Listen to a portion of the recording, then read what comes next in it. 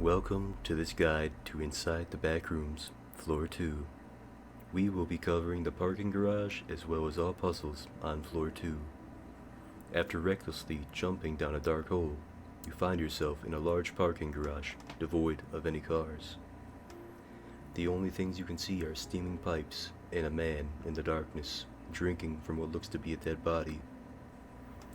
The goal of this section is to progress through the blue door on the far end of the parking garage, which is the way to Floor 2. The door in question is blocked by toxic gas, so you must find a way to stop the flow. This is achieved by turning the steaming pipes off using wheels found around the garage, but beware, this will anger our red friend.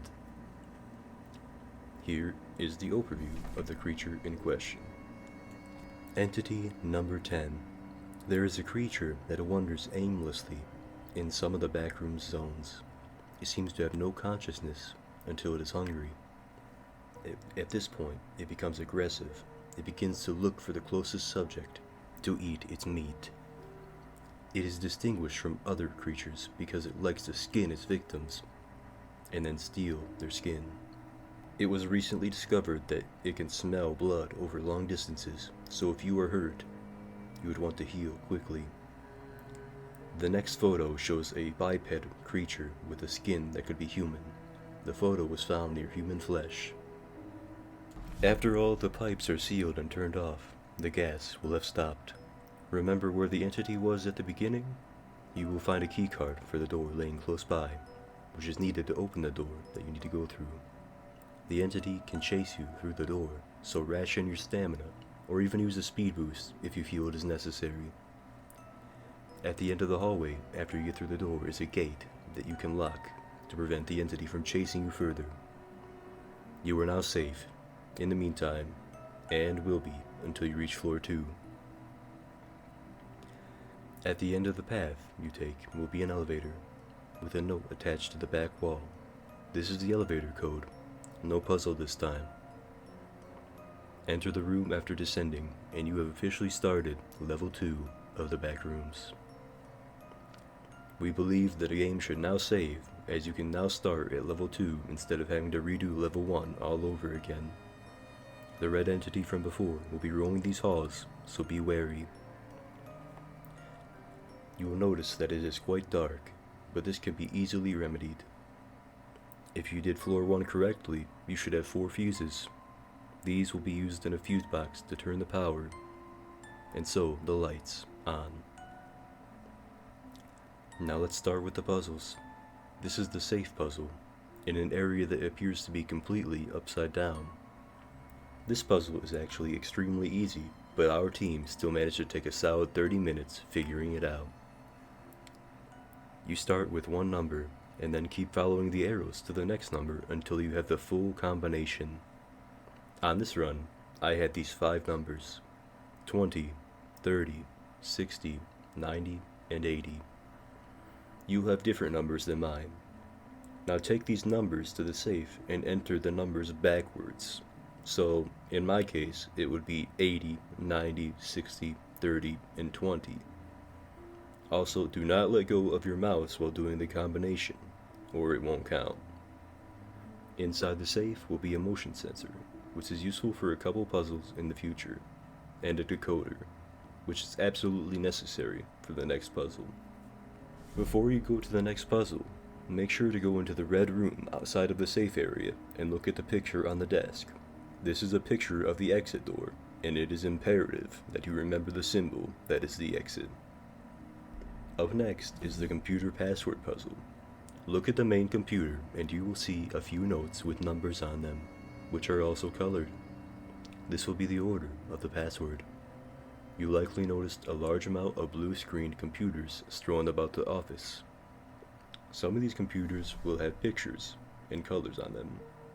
You must use your decoder to find out what letter the symbol on the computer represents, as well as remember what color it was. It is recommended to write this down.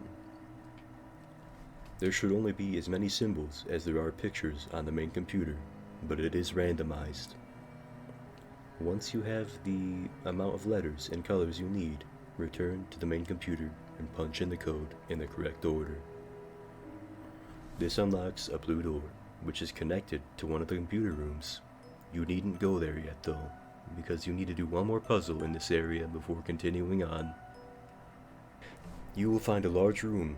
Seemingly, a party took place here, as there is a table in the middle with a cake, balloons, hats, and a couple happy guests. On the wall will be a button to press, which starts the puzzle. Don't forget your party hat. Before I give directions for this puzzle, I will describe the entity that will be hunting you. This is entity number 67. A humanoid being lies in the back rooms. It likes to trick people with party objects, but at the end, the entity will kill them, and then it will collect their corpses, turning them into a bloody feast of human flesh and bones in order to convert them into cakes. It is said that if you see a party balloon floating, the best option is to run away immediately. The next photo was taken right before the expedition was killed. It was later recovered by another expedition in the office zone. Now back to the puzzle. The first phase is balloon popping. Relatively simple, just pop balloons. The next phase is the maze with gifts hidden around. You must find the gifts until it brings you to the next phase. If the timer runs out and the entity starts hunting, you can still find the gifts, just hide when he is nearby. The motion sensor is helpful here as you can use it to see how close he is. It is also easier with multiple players who can look for gifts with you. The third and final phase is blowing out candles, which is another maze. You have to reach the candles before the timer runs out, or you will be hunted. After blowing out all of the candles, there will be more candles on the table to blow out. This will reveal a red key card, the final piece you need to progress. Now you must escape the maze and get to the red door in the corner before the entity comes for you. Now you may head for the blue door that you unlocked earlier, but before you go, you should turn off the fuse box that you used your fuses for earlier. This will save you a trip back when you see what comes next. As soon as you enter the blue door that is now open, you will see a pool with the electrical cable hanging from the ceiling. This is electrically charged and will kill you if you don't have the power turned off. Pass it once the power is off and you will be just fine. Up next is one of the final puzzles, and a quite dangerous one if you don't pay attention. There is a large pool, which is toxic and swarming with a new entity. Ensure you are wearing your radiation suit. Let's also go over the entity that is haunting this pool. This is entity number 5. This creature consists of multiple limbs. It lacks eyes and ears, so the only way to be attacked by these creatures is by getting very close to them. They are very dangerous and stealthy. They move in groups, searching for food. It is always a good idea to use a motion tracker in order to prevent attacks of these creatures. The next photo was taken by a member of the expedition team, moments before being aggressively attacked. Now that we are well acquainted, grab your motion sensor and enter the pool. You will be able to see the entities on your motion sensor, and should be easily able to dodge them to get to the end of the pool and up the ladder.